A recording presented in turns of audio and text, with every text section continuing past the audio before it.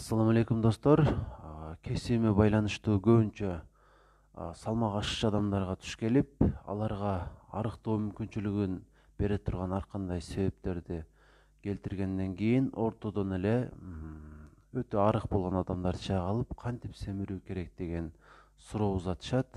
Бүгүн сиздерге салмагы ашыкчы адам үчүн дагы, салмагы жетишсиз адам үчүн дагы бирдей пайда бере турган бир гана кеңешти айтып өтөм.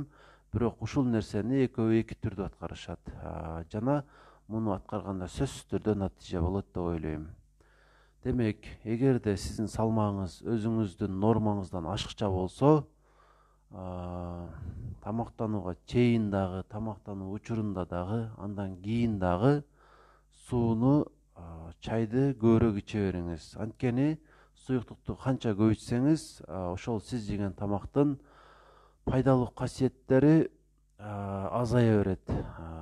Тагыраагы пайдалуу болгон нерселер сыртка чыгып кетет. Жана канга көп нерсе өтпөй калат. Калориялар калып кетет деп түшүндүрсөм деле болот, жалпак тил менен айтканда. Демек, ушундай кылсаңыз, көп убакыт бою ушуну аткарып жүрсөңүз, сизге олуттуу зыян болбойт ден соолугуңузга, бирок салмагыңыз ашып кетпей, эч чукур дегенде азыркы абалды сактап жүрүү мүмкүнчүлүгү пайда болот. Ал эми сиз өтө арык адам болуп, семирүүнү каалап жүрсөңүз, ушул эле сунушту башкача аткарасыз. Тамактанышыңызга 1 саат калганда суу, чай, кофе, газ жана башка баарын токтотосуз. Жана туура 1 саат өткөндөн кийин тамактанасыз. Андан кийин дагы 1,5 саатка чейин суюктук ичпей турасыз.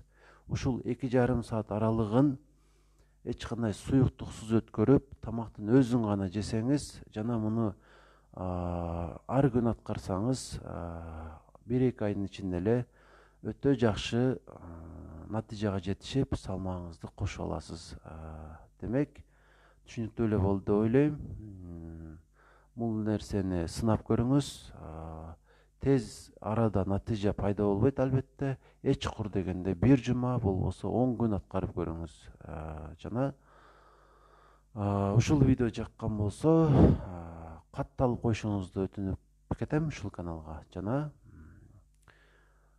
колдоп турсаңыздар жакшы болот.